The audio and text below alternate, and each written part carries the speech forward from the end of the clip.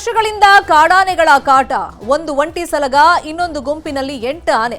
ತೋಟಗಳು ಸರ್ವನಾಶ, ಸುಳ್ಯ ರೈತರಿಗೆ ಟೆನ್ಷನ್. ಇದು ಕಾಡಾನೆಗಳ ಕಾಟದ ಸುದ್ದಿ.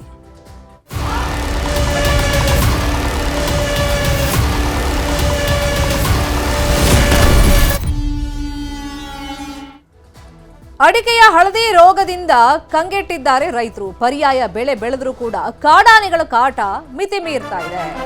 ಸುಳ್ಯ ತಾಲೂಕಿನ ಗ್ರಾಮಸ್ಥರು ಪರದಾಟವನ್ನ ಪಡ್ತಾ ಇದ್ದಾರೆ. ಈ ಕಾಡಾನೆಗಳ ಕಾಟಕ್ಕೆ ಬೇಸತ್ತು ಹೋಗಿದ್ದಾರೆ. ಒಂದ್ ಕಡೆ ಅಡಿಕೆಗೆ ನಾನಾ ಕಾಯಿಲೆಗಳು ಬಾಧಿಸ್ತಾ ಇವೆ, ರೋಗಗಳು ಬರ್ತಾ ಇದೆ. ಅದರಲ್ಲೂ ಹಳದಿ ರೋಗದಿಂದ ರೈತರು ಕಂಗೆಟ್ಟು ಹೋಗಿದ್ದಾರೆ. ಹಂಗೋ ಹಿಂಗೋ ಪರ್ಯಾಯ ಬೆಳೆ ಬೆಳೆಯೋಣ, ಬೇರೆ ಕಡೆ ಮುಖ ಮಾಡಿದ್ರೆ ಒಂದಿಷ್ಟು ಆದಾಯನಾದ್ರೂ ಬರುತ್ತೆ ಅಂತ ರೈತರು ಬೆಳೆ ಬೆಳೆದ್ರೆ ಅದಕ್ಕೀಗ ಕಾಡಾನೆ ಕಾಟ. ಸುಳ್ಯ ತಾಲೂಕಿನ ಪೆರಾಜೆ ಗ್ರಾಮಸ್ಥರು ಹೈರಾಣಾಗಿ ಹೋಗಿದ್ದಾರೆ. ಆ ಗ್ರಾಮದಲ್ಲಿ ರೈತರಿಗೆ ಕಾಡಾನೆ ಯಾವ ತರ ಸಂಕಷ್ಟವನ್ನ ತರ್ತಾ ಇದೆ, ಆ ಬಗ್ಗೆ ಮಾಹಿತಿ ಇದೆ, ನೋಡೋಣ. ಅದು ಆನೆ ಕೂಗ್ತದೆ, ಕೂಗುವಾಗ ನನಗೆ ಹೆದರಿಕೆ ಆಗ್ತದೆ. ಜೀವ ಹೋದರೆ ರೈತರಿಗೆ ಕೊಡುವಂತಹ ಈ ಪರಿಹಾರಗಳಿದೆಯಲ್ಲ, ಇದು ಸತ್ತ ನಂತರ ಮಾತ್ರ ಕೊಡುವ ಪರಿಹಾರ. ಇವತ್ತು ರೈತರು ಜೀವನವನ್ನು ಕಳೆದುಕೊಳ್ಳುವಂತಹ ಸ್ಥಿತಿಗೆ ಎದುರಾಗಿದ್ದಾರೆ. ಇದು ದಕ್ಷಿಣ ಕನ್ನಡ ಜಿಲ್ಲೆಯ ಸುಳ್ಯ ತಾಲೂಕಿನ ಪೆರಾಜೆ ಗ್ರಾಮ. 10 ವರ್ಷಗಳಿಂದ ಈಚೆಗೆ ಗ್ರಾಮಕ್ಕೆ ಕಾಡಾನೆಗಳ ಕಾಟ ಜೋರಾಗಿದೆ. ಒಂದು ಒಂಟಿ ಸಲಗ, ಇನ್ನೊಂದು ಗುಂಪಿನಲ್ಲಿ 8 ಆನೆಗಳಿವೆ. ತೋಟದಲ್ಲಿ ಕಾಯಂ ಆಗಿ ಬೀಡು ಬಿಡ್ತವೆ. ಅಡಿಕೆ, ಬಾಳೆ, ಮೆಣಸು, ಕೋಕೋ ಹೀಗೆ ಎಲ್ಲ ಬೆಳೆಯನ್ನು ನಾಶ ಮಾಡ್ತವೆ. ಕೃಷಿಕರಿಗೆ ತೋಟಕ್ಕೆ ಹೋಗೋದಿಕ್ಕೂ ಭಯಪಡಬೇಕಾದ ಸ್ಥಿತಿ ಇದೆ. ಈ ಆನೆಗಳೆಲ್ಲವೂ ಕೇರಳ ರಾಜ್ಯದಿಂದ ಮಂಡೆಕೋಲ್ ಗ್ರಾಮದ ಮುಖಾಂತರವೇ ಜಿಲ್ಲೆಗೆ ಎಂಟ್ರಿ ಕೊಡ್ತಿವೆ. ಆನೆಗಳ ಕಾಟದಿಂದ ಜನ ಬೇಸತ್ತು ಹೋಗಿದ್ದಾರೆ. ಈಗಾಗಲೇ ರೈತರು ಒಂದು ಕಡೆಯಿಂದ ಹಳದಿ ಬಂದು ಬೆಳೆಗೆ ಸರಿಯಾದ ಪರಿಹಾರ ಸಿಕ್ಕದೆ ನಿರ್ಗತಿಕರಾಗಿದ್ದಾರೆ. ಅಂತ ಸಂದರ್ಭದಲ್ಲಿ ಪರ್ಯಾಯ ಬೆಳೆಗಳನ್ನು ಬೆಳೆಸಿ ತನ್ನ ಜೀವನೋಪಾಯ ಮಾಡಿಕೊಳ್ಳುವಂತ ಹೇಳುವಂತ ಒಂದು ಕೊಕ್ಕೋ ಗಿಡ ಆಗಿರ್ಬೋದು, ಬಾಳೆ ಗಿಡ ಆಗಿರ್ಬೋದು, ಇನ್ನಿತರ ಹಣ್ಣು ಹಂಪಲು ಗಿಡಗಳನ್ನು ನೆಟ್ಟು ತನ್ನ ಜೀವನವನ್ನು ಕಂಡುಕೊಳ್ಳುವಂತ ಪರಿಸ್ಥಿತಿಗೆ ಬಂದಾಗ ಈ ರೀತಿಯ ಕಾಡು ಪ್ರಾಣಿಗಳು ಬಂದು, ಅದು ಆನೆಗಳು ಬಂದಾಗಿರ್ಬೋದು, ಕೋತಿಗಳು ಈ ತರದ ಮಾಡುವುದರಿಂದ ಇವತ್ತು ರೈತರು ಜೀವನವನ್ನು ಕಳೆದುಕೊಳ್ಳುವಂತಹ ಸ್ಥಿತಿಗೆ ಎದುರಾಗಿದ್ದಾರೆ. ಪ್ರಾಣಿಗಳ ಉಪಟಳ, ಅರಣ್ಯದಿಂದ ಪ್ರಾಣಿಗಳು ಆಹಾರ ಇಲ್ಲದೆ ಬರುವ ಕಾರಣಕ್ಕಾಗಿ ಮಾತ್ರ ಇಲ್ಲಿ ನಡೆಯುತ್ತಿದೆ. ಅದೇ ರೀತಿ ಅವರು ಕಂದಕಗಳನ್ನು ನಿರ್ಮಾಣ ಮಾಡಲಿ, ಸೋಲಾರ್ ಬೇಲಿಗಳನ್ನು ನಿರ್ಮಾಣ ಮಾಡಲಿ. ಅದು ನಾನು ಆಗಲೇ ಹೇಳಿದಾಗ CC ಕ್ಯಾಮೆರಾಗಳನ್ನು ಇಟ್ಟುಕೊಂಡು ಅವರ ಕಚೇರಿಗಳಲ್ಲಿ ಅದನ್ನು ಚಲನವನ್ನು ಗುರುತಿಸಿ ಆಗಲೇ ಅಟ್ಟಿಸುವಂತದ್ದು ವ್ಯವಸ್ಥೆ ಮಾಡಲಿ. ಆಗ ನೆಮ್ಮದಿಯಾಗಿ ನಾವು ಇಲ್ಲಿ ರೈತರ ಜೀವನ ಸಾಗಿಸಬಹುದು. ಒಂದೆಡೆ ಅಡಕೆಯ ಹಳದಿ ರೋಗದಿಂದ ಕಂಗೆಟ್ಟಿರುವ ಪೆರಾಜೆ, ಅರಂತೋಡು ಮೊದಲಾದ ಪ್ರದೇಶದ ಜನ ಅಡಿಕೆಗೆ ಪರ್ಯಾಯವಾಗಿ ಕೋಕೋ, ಬಾಳೆ ಮತ್ತು ಹಣ್ಣಿನ ಗಿಡಗಳನ್ನು ಬೆಳೆಸೋದಕ್ಕೆ ಮುಂದಾಗಿದ್ದಾರೆ. ಆದರೆ ಬೆಳೆ ಕೈಗೆ ಸಿಗೋ ಮೊದಲೇ ಆನೆಗಳ ಪಾಲಾಗ್ತಿರೋದು ಈ ಭಾಗದ ಕೃಷಿಕರ ಆದಾಯಕ್ಕೂ ಹೊಡೆತ ನೀಡಿದೆ. ಆನೆ ಬರ್ತದ ರೋಡ್ಗೆ, ಅಲ್ಲಿ ಬರ್ತಿತ್ತು. ಅದು ನಾವು ಅರೆವಸೆ ಹೇಳುದು ಕೊಂಬು ಕೊಡೋದು ಅಂತ. ಅದು ಆನೆ ಕೂಗ್ತದೆ, ಅದು ಕೂಗುವಾಗ ನನಗೆ ಹೆದರಿಕೆ ಆಗ್ತದೆ. ದೇವರ ಮೇಲೆ ಶಾಸ್ತ್ರವು ಕರಿಬುತ್ತಾ ಇದ್ದಾರಲ್ಲ, ಅವರನ್ನ ನೆನೆಸಿಕೊಂಡು ನಾನು ಮಲಗೋದು. ನೀವೇ ಸರ್ಕಾರದವರಿಗೆ ಅನ್ನ ಹೇಳಿದಾಗೆ ಜೀವ ಹೋದರೆ ಏನು ಮಾಡೋದು ಹೇಳಿ. ಅರಣ್ಯ ಇಲಾಖೆ ಸಿಬ್ಬಂದಿ ಆನೆಗಳ ಹಿಂಡನ್ನ ಕಾಡಿನತ್ತ ಓಡಿಸೋ ಕೆಲಸ ಮಾಡ್ತಾರೆ. ಆದರೆ ಓಡಿಸಿದ ತಕ್ಷಣವೇ ಆನೆ ಇನ್ನೊಂದು ಭಾಗದಿಂದ ಮತ್ತೊಂದು ಕೃಷಿ ತೋಟಕ್ಕೆ ಲಗ್ಗೆ ಇಡ್ತಿವೆ. ಆನೆ ಕಾರ್ಯಪಡೆ ಸಿಬ್ಬಂದಿ ಇದ್ರೂ ಆನೆ ಕಾಟವನ್ನ ತಡೆಯೋದಿಕ್ಕೆ ಆಗ್ತಾ ಇಲ್ಲ. ಎಲ್ಲೆಲ್ಲಿ ಆದ್ಯತೆ ಮೇರೆಗೆ ಎಲ್ಲೆಲ್ಲಿ ಜಾಸ್ತಿ ದಾಳಿಗಳಾಗ್ತದೆ, ಕ್ರಾಪ್ ಕಂಪನ್ಸೇಷನ್ ಆಗ್ತದೆ, ಆ ಆದ್ಯತೆ ಮೇರೆಗೆ ಅಂತ ಏರಿಯಾಸ್ ಅಲ್ಲಿ ನಾವು ಕಾರ್ಯನ ಕೈಗೊಂಡಿದ್ದೇವೆ. ಇದಲ್ಲದೆ ಈ ವರ್ಷ ನಮಗೆ ಸರ್ಕಾರದಿಂದ ಎಲಿಫೆಂಟ್ ಟಾಸ್ಕ್ ಫೋರ್ಸ್ ಕೂಡ ನಮಗೆ ಮಂಜೂರಾಗಿದ್ದು, ಈಗ ಕೂಡಲೇ ನಮ್ಮ ಒಂದು ಕಳೆದ 20 ದಿವಸದಿಂದ ನಮ್ಮಲ್ಲಿ ಕಾರ್ಯ ನಡೆಸ್ತಾ ಇದ್ದಾರೆ. ಅದು ಕೂಡ 2 ಘಟಕವಾಗಿ, ಒಂದು ಗುಂಡ್ಯ ಘಟಕ ಆಯಿತು, ಒಂದು ಸುಳ್ಯ ಘಟಕ ಆಗಿ 25 ಜನ ನಮ್ಮಲ್ಲಿ ಔಟ್ಸೋರ್ಸ್ ರೀತಿಯಲ್ಲಿ ನಮ್ಮ ವಾಚಸ್ ನೇಮಕವಾಗಿ ನಿರಂತರವಾಗಿ ಈ ಎಲಿಫೆಂಟ್ ಡ್ಯೂಟಿಯಲ್ಲಿ ಒಳಗೊಂಡಿದ್ದಾರೆ. ಆನೆಗಳಿಂದ ಉಂಟಾಗುವ ಬೆಳೆ ಹಾನಿಗೆ ಸಿಗುವ ಪರಿಹಾರವೂ ಜುಜುಬಿಯಾಗಿದೆ. ಕೂಡಲೇ ಇಲಾಖೆ ಮತ್ತು ಸರ್ಕಾರ ಈ ಬಗ್ಗೆ ಗಮನ ಹರಿಸಬೇಕು. ಅಜಿತ್ ಕುಮಾರ್, ನ್ಯೂಸ್ 18 ಪುತ್ತೂರು. 10 ವರ್ಷಗಳಿಂದ ಕಾಡಾನೆ ಹಾವಳಿ ಮಿತಿಮೀರಿ ಹೋಗಿದೆ. ಬೆಳೆದಂತ ಬೆಳೆಯನ್ನ ನಾಶ ಮಾಡ್ತಾ ಇದೆ. ಈ ಬಗ್ಗೆ ತುರ್ತಾಗಿ ಸರ್ಕಾರ ಕ್ರಮ ಕೈಗೊಳ್ಳಬೇಕು, ಅರಣ್ಯ ಇಲಾಖೆ ಕ್ರಮ ಕೈಗೊಳ್ಳಬೇಕು, ಶಾಶ್ವತವಾದ ಪರಿಹಾರ ಬೇಕು ಅಂತ ಹೇಳಿ ಆ ಭಾಗದಲ್ಲಿ ಕೇಳ್ತಾ ಇದ್ದಾರೆ ಗ್ರಾಮಸ್ಥರು. ಇದೇ ವಿಷಯವಾಗಿ ಇನ್ನಷ್ಟು ಡೀಟೇಲ್ ಆಗಿ ಇನ್ಫಾರ್ಮೇಶನ್ ಕೊಡ್ತಾ ಹೋಗೋದಕ್ಕೆ ನೇರ ಸಂಪರ್ಕದಲ್ಲಿ ಕನೆಕ್ಟ್ ಆಗಿದ್ದಾರೆ ನಮ್ಮ ರಿಪೋರ್ಟರ್ ಅಜಿತ್.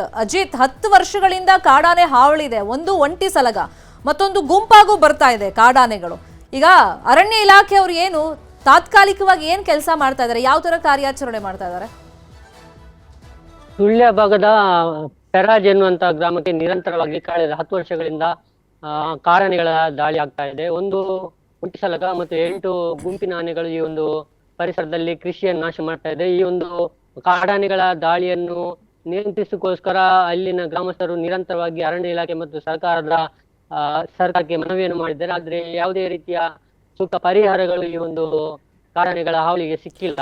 ನಿರಂತರವಾಗಿ ಅರಣ್ಯ ಇಲಾಖೆಯನ್ನು ಸಂಪರ್ಕಿಸಿದರೂ ಕೂಡ ಈ ಒಂದು ಸಮಸ್ಯೆಗೆ ಪರಿಹಾರ ಸಿಕ್ಕಿಲ್ಲ. ಮತ್ತು ಅರಣ್ಯ ಇಲಾಖೆ ಈಗಾಗಲೇ ಕೆಲವು ಭಾಗದಲ್ಲಿ ತಡೆಗೋಡೆಗಳನ್ನು ಅಂದ್ರೆ ಸೋಲಾರ್ ವಿದ್ಯುತ್ ಬೇಲಿಗಳನ್ನು ಹಾಕಿದೆ. ಆದ್ರೆ ಇನ್ನು ಕೆಲವು ಕಡೆ ಆನೆ ಕಂದಕಗಳನ್ನು ಮಾಡಿದೆ. ಆದ್ರೆ ಅಲ್ಲ ಅಜಿತ್, ಇಲ್ಲಿ ಬಂದ್ ಹೋಗ್ತಿಲ್ಲ ಕಾಡಾನೆಗಳು, ಅಲ್ಲೇ ಖಾಯಂ ಅಂದ್ರೆ ಮೊಕ್ಕಾಂ ಹೂಡ್ಬಿಟ್ಟಿವೆ, ತೋಟಗಳಲ್ಲೇ ಇರ್ತಾ ಇವೆ.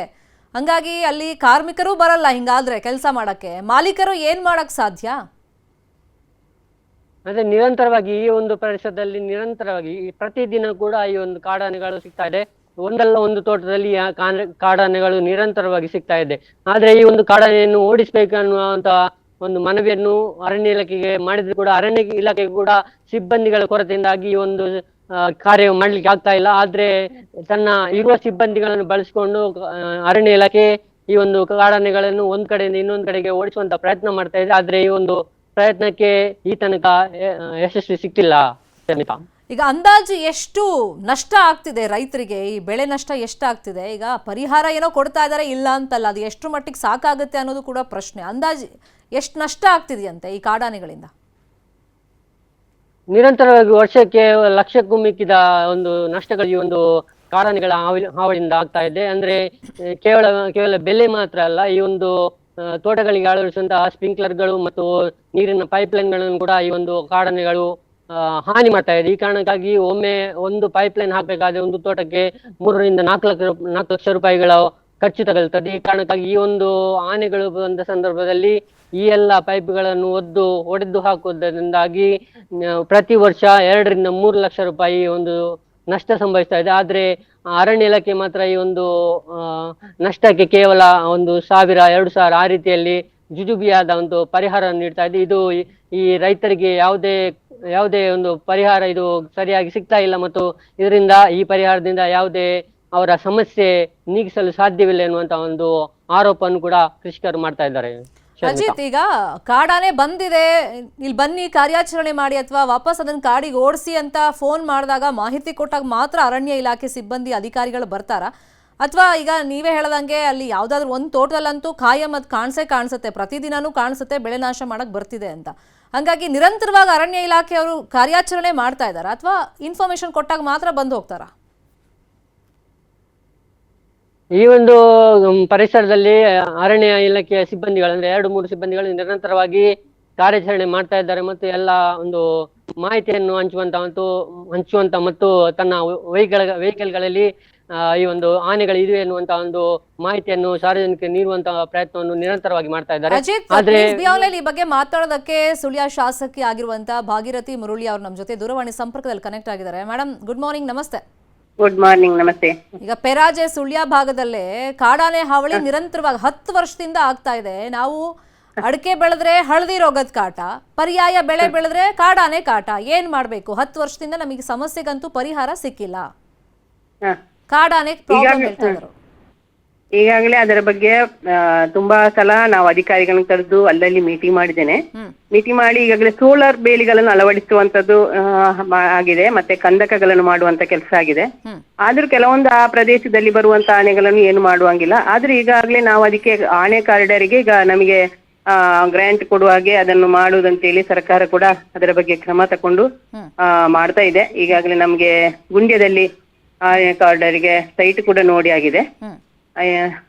ಈ ಬಗ್ಗೆ ಈಗ ಎಲ್ಲಾ ಕಡೆ ಸೋಲಾರ್ ಬೇಲಿ ಅಳವಡಿಸಿದಲ್ಲಿ ಸಾಧಾರಣ ಈಗ ಅದರ ಒಂದು ತಡೆಗಳನ್ನು ಮಾಡಲಾಗಿದೆ, ಆನೆ ದಾಳಿಗಳನ್ನು. ಇನ್ನು ಉಳಿದ ಭಾಗದಲ್ಲಿ ಕೂಡ ಅದನ್ನು ಸೋಲಾರ್ ಬೇಲಿಗಳ ಅಳವಡಿಕೆಯಿಂದ ಅದನ್ನು ಒಂದು ತರ ತಡೆಗಟ್ಟುವಂತ ಕೆಲಸವನ್ನು ಮಾಡ್ತಾ ಇದ್ದೇನೆ. ನಾನೀಗ 3 ವರ್ಷದಿಂದ ನಾನು ಅದೇ ನಿರಂತರ ಕೆಲಸ ಮಾಡ್ತೇನೆ. ಅಧಿವೇಶನದಲ್ಲಿ ಕೂಡ ಇದರ ಬಗ್ಗೆ ಪ್ರಸ್ತಾವ ಮಾಡಿದ್ದೇನೆ. ಸಾರ್ವಜನಿಕರಲ್ಲಿ ಕೂಡ ಒಂದು ಭಯ ಬೇಡ ಅಂತೇಳಿ ಅವರಿಗೆ ಭರವಸೆಯನ್ನು ಕೊಡ್ತಾ ಇದ್ದೇನೆ.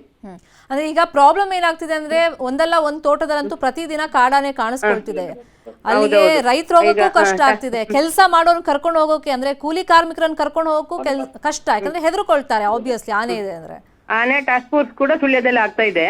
ಆದ ಕಾರಣ ಈ ಸ್ವಲ್ಪ ಸಮಯದಲ್ಲಿ ಈಗ ಸ್ವಲ್ಪ ಸಮಯ ಬೇಕಾಗ್ತದಲ್ಲ, ಆನೆಗಳನ್ನು ನಾವು ಕಾಡು ಪ್ರಾಣಿಗಳು ಕಾಡಲ್ಲಿರುವಾಗ ನಾವು ಏನ್ ಮಾಡುವಾಗಿಲ್ಲ ಅದಕ್ಕೂ ಕೂಡ. ಆದ ಕಾರಣ ಜನಗಳಲ್ಲಿ ಅದ ಭೀತಿಯನ್ನು ಕಡಿಮೆ ಮಾಡಿಸಿ ಪಾಪ ಅವರು ಕಷ್ಟದಲ್ಲಿ ಇದ್ದಾರೆ. ಹಳದಿ ರೋಗ ಹೌದು, ಎಲೆ ಚುಕ್ಕಿ ರೋಗ ಒಂದು ಕಡೆ, ಇನ್ನೊಂದು ಮಳೆ ಒಂದು ಕಡೆಯಿಂದ ಬಂದು ಗಾಳಿಗೆ ಬಿರುಗಾಳಿ ಬಂದು ಅಡಿಕೆಗಳೆಲ್ಲ ಮರವನ್ನು ಬೀಳಿಸಿ ಹಾಕಿ ಕಟ್ಟಾಗಿ ಅದು ತೊಂದರೆಯಲ್ಲಿ ಇದ್ದಾರೆ ಜನ. ನಮ್ಮ ಸುಳ್ಯ ತಾಲೂಕಿನ ಜನ ತುಂಬಾ ಸಂಕಷ್ಟದಲ್ಲಿದ್ದಾರೆ.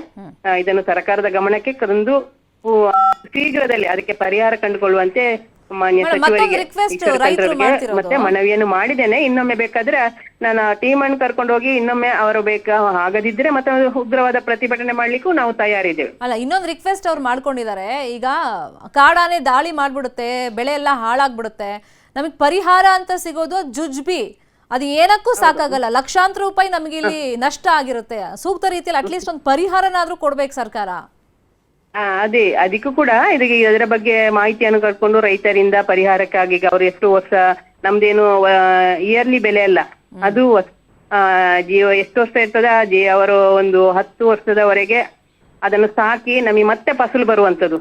ಅದಕ್ಕೆ ನಮಗೆ ಪರಿಹಾರ ಕೂಡ ಅದಕ್ಕೆ ಜಾಸ್ತಿ ಕೊಡ್ಬೇಕು ಅಂತ ನಾವು ಈಗಾಗಲೇ ರಿಕ್ವೆಸ್ಟ್ ಮಾಡಿದ್ದೇವೆ. ಸರ್ಕಾರದ ಗಮನಕ್ಕೆ ತರಲಿಕ್ಕೆ ಪ್ರಯತ್ನ ಪಡ್ತಿದ್ದೇನೆ. ಖಂಡಿತ ಮೇಡಮ್, ನಿಮ್ ಕಡೆಯಿಂದ ನಾವು ಅದನ್ನ ಎಕ್ಸ್ಪೆಕ್ಟ್ ಮಾಡ್ತಾ ಇದೀವಿ, ಆದಷ್ಟು ಬೇಗ ಈ ಕೆಲಸ ಆಗ್ಲಿ. ಥ್ಯಾಂಕ್ ಯು ಸೋ ಮಚ್ ಮಾತಾಡೋದಕ್ಕೆ. ಈ ಸುದ್ದಿ ಫಾಲೋ ಅಪ್ ಮಾಡ್ತೀವಿ. Thank you ಮಾತಾಡಿದಕ್ಕೆ.